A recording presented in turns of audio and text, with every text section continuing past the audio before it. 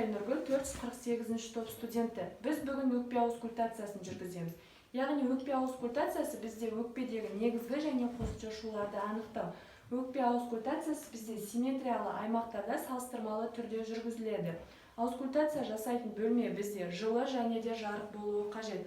Сонымен қоса, науқастан тік, еркін және үстіндегі бел аймағына дейін киімін шешуін сұрайды. Аускультация жасау барысында дәрігер науқастың оң жағында тұрады. Сонымен қоса, дәрігер сол қолымен науқасты сүйемелдеп тұруы қажет. Аускультация жасауға көшер болсақ, яғни аускультация ең алдымен бізде бұғаны үсті шұңқырынан аускультациялаймыз. Науқастан терең дем алып шығаруын өтінеміз.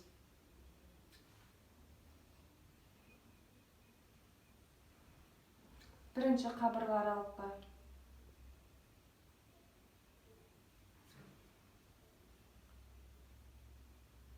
Екінші қабырға аралықта.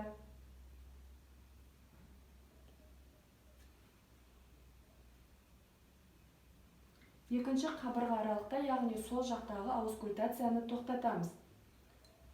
Екінші, бізде оң жақтан 6-шы қабырға аралыққа дейін бұғана орта сызығымен аускультациялаймыз.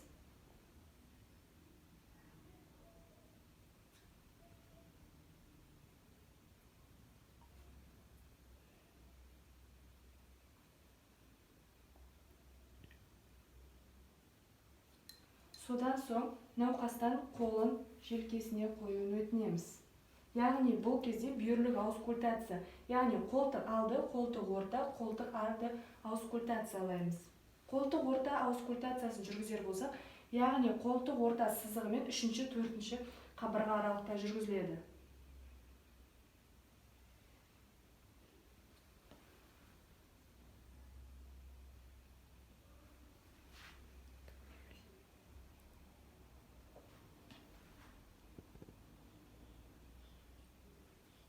Содан соң қолтық алды, яғни 5-ші, 6-ші қабырға аралықта жүргіземіз.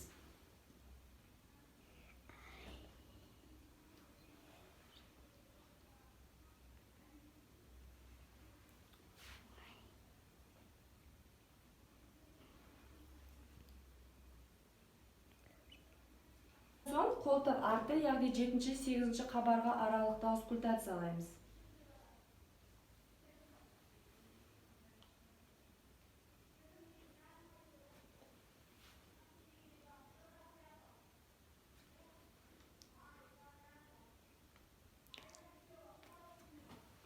Содан соң қолын түсіріп, артқа бұрылып, сәл еңкеюін, яғни қолын айқастырып тұруын сұраймыз. Яғни бұл кезде жауырын үстінен бастаймыз.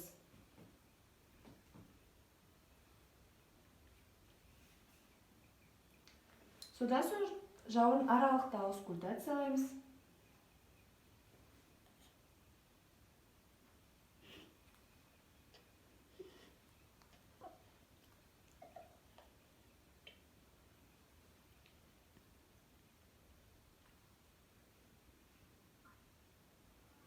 Жауырын аралықта аускультациялап болғаннан кейін жауырын астына түсеміз.